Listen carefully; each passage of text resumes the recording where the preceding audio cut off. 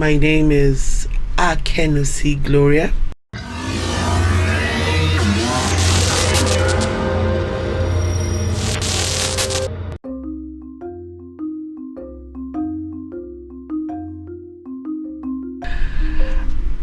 I am a media-oriented person, but at the same time, I drive a cab. Well, in the e-hailing business, yes, a cabbie is a cabbie. You call it Uber, you call it Bolt, it's transporting people from one place to the other. And as far as I'm concerned, if it's not their car, it's a taxi. So I made it sound nice by saying cabbie.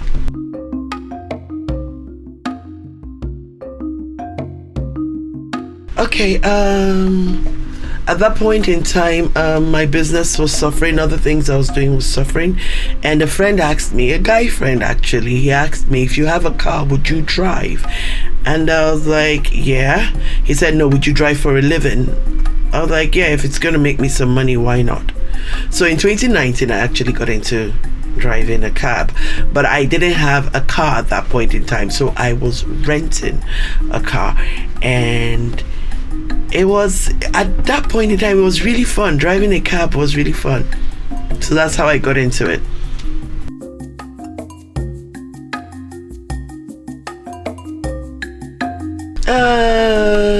Can I be honest? I think one of the challenges I personally struggle with, I don't think it's a general thing, but one of the challenges I struggle with is going to pick people from where they are, because sometimes people stay in places that are not very motorable, and then they expect you to be at their doorstep. And for me, that is very challenging. It's easier for these people to come out to a little bit more motorable road, but they wouldn't, because they feel they're paying for the services, so you must come into where they are and wait for them at their doorsteps. So it's not like it's the biggest challenge, but that's the only challenge I will say I have personally. Every other thing that happens in the job, I consider it as an occupational hazard, and I really wouldn't call it a challenge. I'm one that is naturally go-lucky with life, and I take things in the strides as it comes. As a female driver, I've been in a situation where I went to pick up a man before in his house, and his wife insisted that he was going nowhere just because I was female. I showed her my app. She refused to believe that I was a female taxi driver. She felt that it was a gimmick to get her husband out of the house, and I didn't understand why she thought I would be so bold to do that. But at the end of the day, the guy had to pay me for my time. I waited for him, and then I got involved settling issues. Another challenge I'll say I have is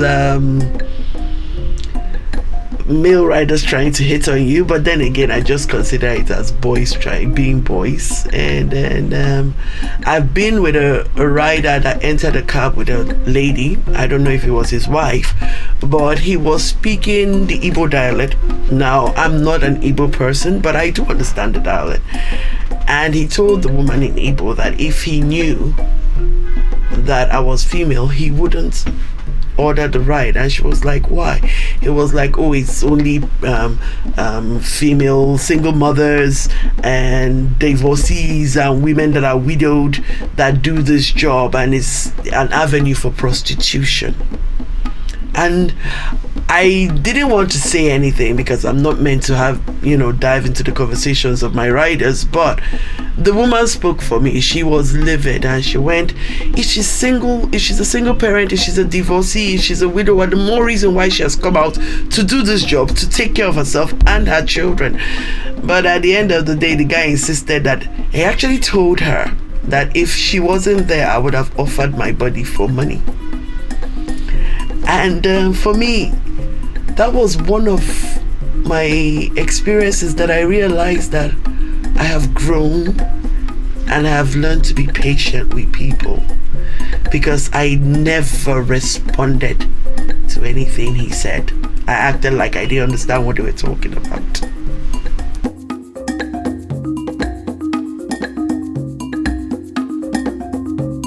personally,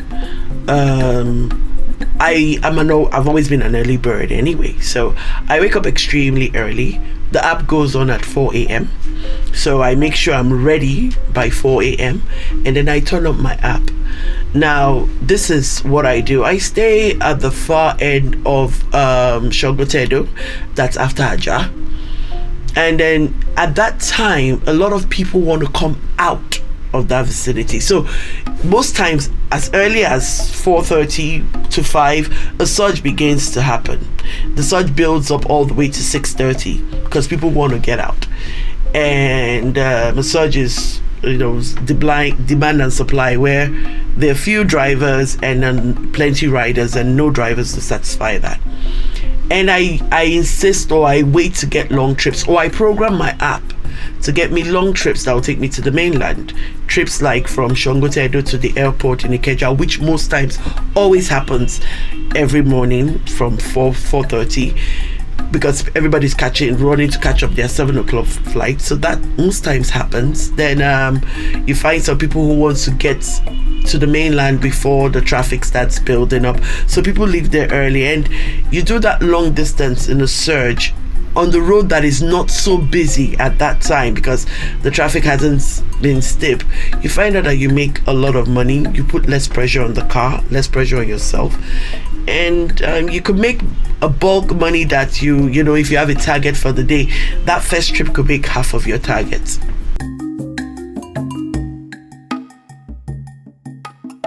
Oh yes, of course. The perks I enjoy as being a female in general, but being a female driver, one, you get tips, a lot of nice tips from male passengers.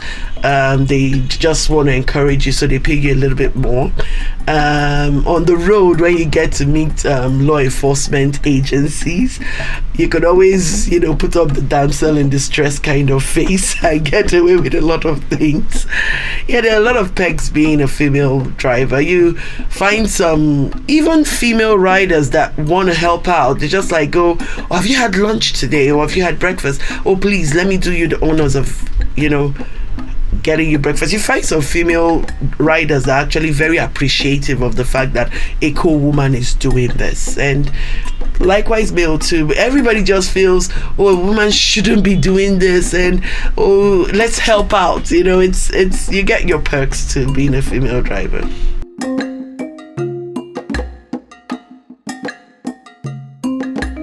Well, the truth is, if I should be honest, women helping women, it's a myth, somewhat.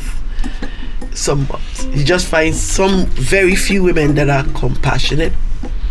Other women either sees you as a threat. There was a scenario. I was in a car with a guy, 2 guys actually, and he called his girlfriend and she was still in bed. He had a video call with her and he was like, you're still in bed, look at your mate, he's here hustling. And she took it personal. I've also been in a situation where a female actually insulted me for doing that and says it was I was out here to pick her husband. But then you find very few women who are compassionate and who understand the value of hard work, and then they want to encourage you. I've gotten a lot of female evangelists that have prayed for me. They ended up being my friends. The younger girls that I get, they tend to want to insult you because they feel, oh, you're not as pretty as they are, so that's why you're stuck with this job. They could do other things with their good looks and get money. So for women, supporting women, I would say is to let's say 30% reality, 70% mythology. It's a myth.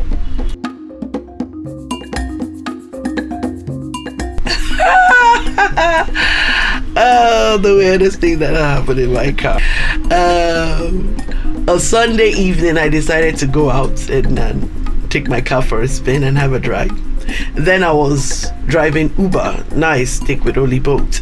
Then I was on Uber, so I picked up a rider from his house. I took him round. I was wearing shorts and he sat in front with me and I was wearing shorts and he kept looking at my laps. and he tried touching them, and I spanked his hand off. Eventually, this guy took me for a spin all round. Eventually, I brought him back home. I didn't draw, it wasn't a drop off, but he did not make it a round trip. But the meter kept reading anyway. And when I got him home, he told me to come inside and take my money. And I was like, I'm not allowed to. He was like, he's not going to go inside and come back out. That I should come inside and take my money. So he went in and left me in the car. I waited for like 10 minutes. I called. I said, sir, I'm still outside. And he said, tell the guard to open the gate for you. I was like, sir, you could equally give the guard the money to bring to me. He was like, look, he has told me what he would do, that he will only pay if I come in. And thank God it was Uber. So I canceled. I ended the trip, and I said the rider didn't pay, and I got my money from Uber. But that's one of the weirdest things that have happened to me. But I've equally had a rider that wanted to have a Lagos night experience because he was coming into Lagos for the first time, and he ended up having that Lagos night experience with me. He made me go to the club with him. He made me go to the casino with him. He took me places. I've had weird riders. Am I allowed to say this? Okay. I've had riders kissing, and then practically, let's just say they got to second base, and in my car, and I'd asked them to stop. But for me, the weirdest, I've had couples that were all over each other. You know that they were either dating or they were having an affair. They were definitely not married. But the weirdest for me was when I saw two girls doing it, and I didn't ask them to stop. Actually, I was enjoying it from my rearview mirror.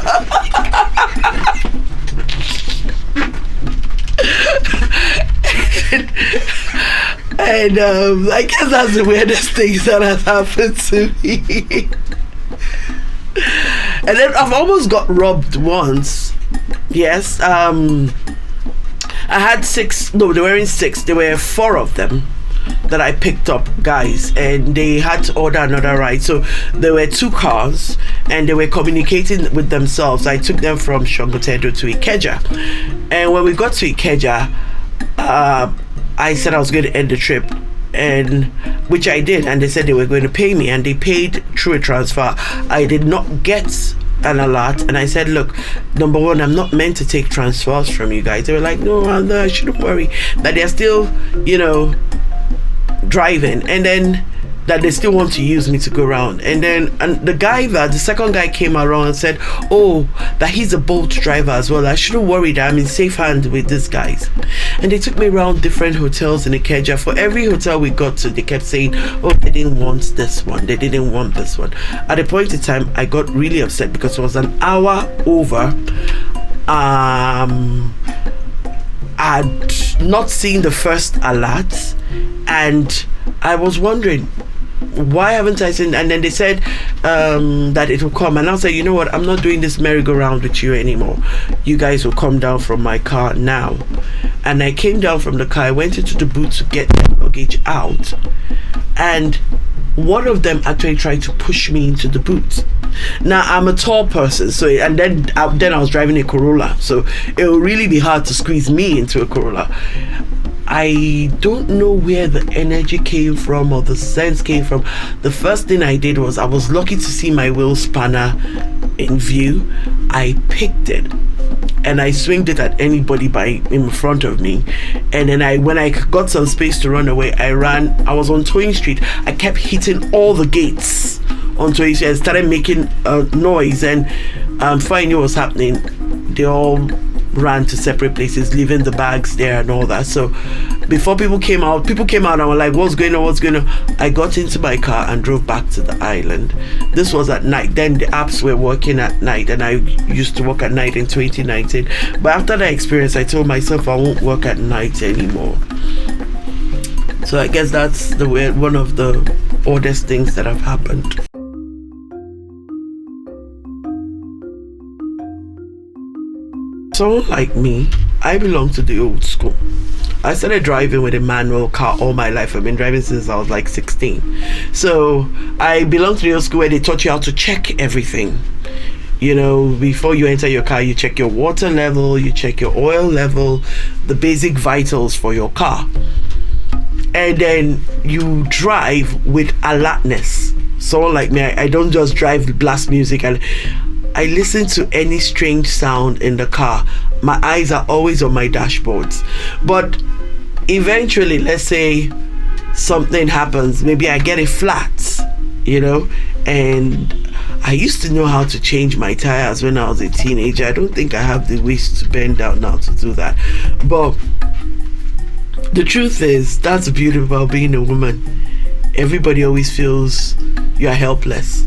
And then I always take advantage of that. I know how to play the damsel in distress a lot. So you see people coming and stopping. Are you okay? Is everything all right? Is your car? Or you're having overheating your radiator on something, or your batteries. You see, it's amazing the way guys always want to play hero. They always want to play hero, especially when it comes to cars. Some really don't know what they're doing, but they'll just fiddle around just to make you feel. And then some, these are the ones I like. They go, are you okay here? Are you safe here? I'm like, I'm fine. Let me call my mechanic. At the time I had an issue with a car, and I was parked in front of an office, and they called me a mechanic, and he kept doing later in the day, maybe at about 9, because I was there at about 7 a.m. At about 9 a.m., the guy that actually owned the company I was parked in front of came out and said, "Madam, I've noticed you from outside my window. Is there a problem?" I said, "Yes, my car." He said, "Is there somewhere you need to be right now?" I said, "Yes." He said, "Where?" I said, Maryland Mall. And he said, "That's not a problem." He called his driver and said, "Bring out the Corolla to 016 and take her to where she wants to go and bring her back." And when I came back, he offered me coffee and pie in his office and eventually paid the mechanic. I like being a woman.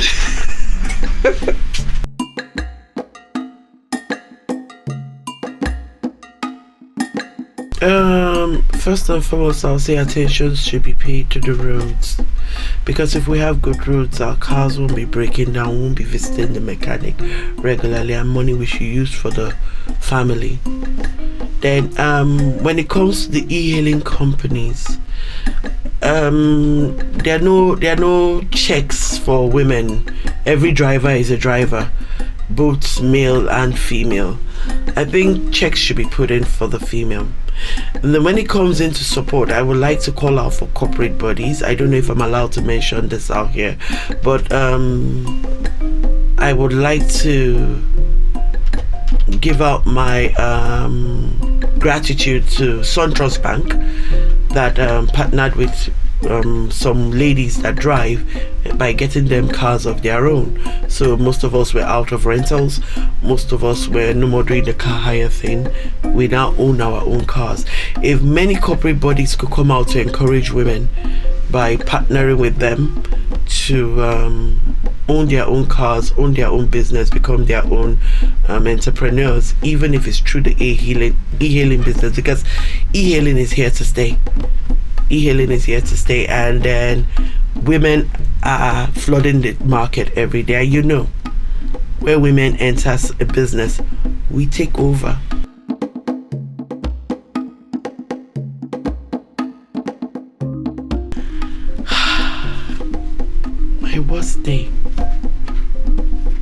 My worst day was when I newly started driving, and I got a call. It was home related matters, so it was a little bit heartbreaking and disheartening. And I picked up a rider, and I took the rider from a particular point to a particular point. It was quite a distance, and I did not start the trip. And when the time was done, I told the rider, and if I must mention, this was a guy. I know I said that ladies are not very encouraging, but this was a guy. I said, "Oh, I forgot to start the trip. What was the estimated price you got?" And the man looked me in the face, not a young guy, a man. He looked me in the face and said, if you didn't start the trip, it's assumed that I didn't have one. And he walked away. And I couldn't complain to Bolt. I couldn't complain to him. I couldn't fight him. But I really felt bad because it was bad enough that I was going through issues at home. And that happened. So I guess that was one of my worst days. But the day I actually felt like beating up a rider. This time around it was a crayfish looking girl. You know these little girls that they're everywhere and they're very empty, nothing. They're as dumb as doorknobs. Now this girl took me from Jakade to Bagada, and then I asked her as she got into the ride. First of all, she ensured that I come to pick her from her place, and her road was really bad. But eventually I crossed that hurdle, and I asked her, I said, do you know where in Bagada you're going to? And she was, oh, just follow your map. And I was like, okay. The map carried me to someone's compound in the first place. And I told her, I said, look, let me explain how this map works.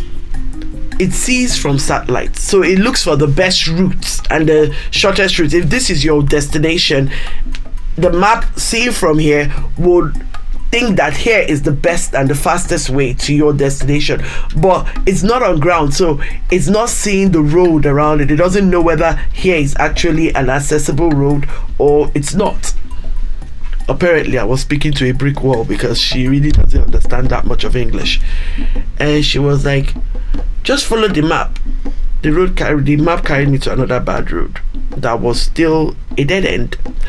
I said, look, you're taking me around in circles, young lady.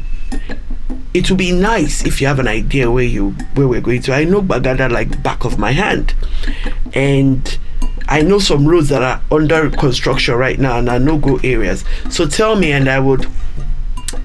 And I said, oh, better still, call the person, let the person give me directions.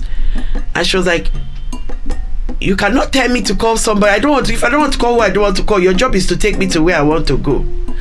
I said, strike two. Honey, if this map takes me to another bad road, I will end your trip. And lo and behold, the map did. So I ended her trip, and it was 5,100. And she said, is she supposed to pay me? That I'm supposed to take her to where she's going? And then I said, apparently you don't know where you're going. Now I'll do you a favor. I'll take 1,000 naira off so you can order another ride, but I'm not going into that road. And she said she was not going to pay. Let me laugh my evil laugh. And I told her, I said, I put my car on park, and I looked behind her because she sat at the back and was ordering me up and down. I looked behind and I said, sweetheart, I am not your regular Uber driver. I will not trade words with you like a fishmonger. I'm from a military home. I will take you to the barracks and leave you there. And she was like, you can't do that to me. You can't do that to me. I said, I've told you I'll let go of 1,000. So you give me 4,100. She said she doesn't have 100 naira. I said, that's fine. We can have the 4,000. And she gave me the 4,000, came out of my car, slammed the door. I opened the boot for her to take her box out. She took her box out and refused to close the boot. I came out and said, you didn't close my boot. You're a bish. I said, is it a leko or a legushi? Which bitch actually are we talking about? Silly child. When your father buys a car like this, you can carry it on this bad road. And she actually tried to pull my hair. Hi. She was lucky that the Holy Spirit was with me and had not gone on a coffee break. Because if the Holy Spirit had gone on a coffee break, that girl was gonna eat some mud. But I remembered I'm somebody's mother, so I didn't want to put her inside my boots.